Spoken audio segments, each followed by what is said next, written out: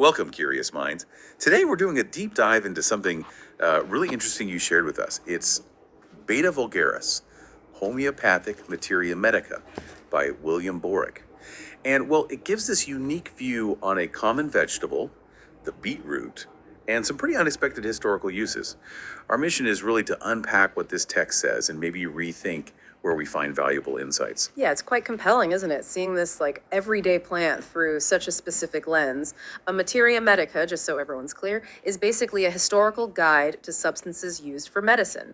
It details their supposed effects and how they were used. So in this deep dive, we're going to look at the beetroot's described influences, its specific applications in this homeopathic context. It gives you a really unique historical window. Okay, so homeopathy is the big picture. Let's zero in on what Boericke actually claims here. The text points right away to beetroot, Beta vulgaris, influencing chronic catarrhal states and tuberculosis. I mean, seeing a common vegetable tied to conditions like that, what's your initial thought? It is striking, yeah. And if you connect it to the broader history, it really highlights a certain way of looking at health, a different approach. Homeopathy often involved very specific uses for substances, often highly diluted, based on really detailed patient symptoms. The specificity here, it suggests careful observation, right? Meticulous records, maybe even for something as common as a beet. It kind of reminds you that complex medical systems existed way before our modern tools. And gets even more specific, doesn't it? It's not just the whole beet.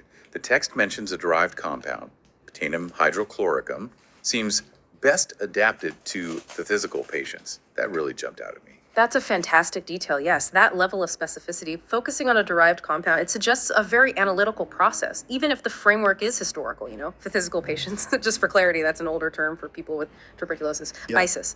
So the idea that practitioners back then were isolating and using specific components, not just the raw plant, it sort of challenges the idea that precise formulation is purely a modern thing. It tells us they were looking for, targeted actions from nature, even without our kind of chemical analysis.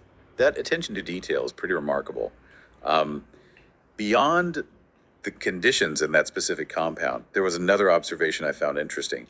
It notes that children yield very quickly to the action of the remedy. So it's not just the illness, but who the patient is. Exactly. That adds a really important layer of nuance within this particular system. It might suggest to them a certain gentleness, maybe, or a particular effectiveness for younger people.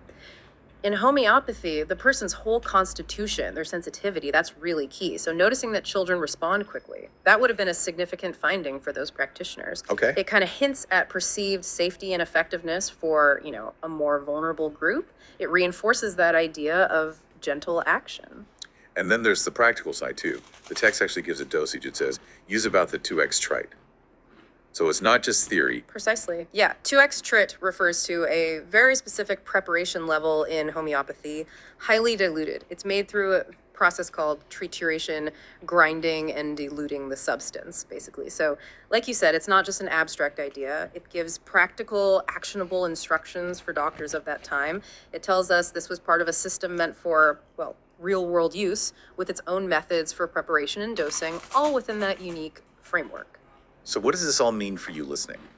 Well, this deep dive into Boericke's work is, I think, a great reminder. A reminder that interesting knowledge can pop up in unexpected places, even in old texts about something as simple as a beetroot. It really challenges us to look beyond just the obvious, maybe, and be open to different perspectives on health and nature. And it leaves you with a question to think about, right?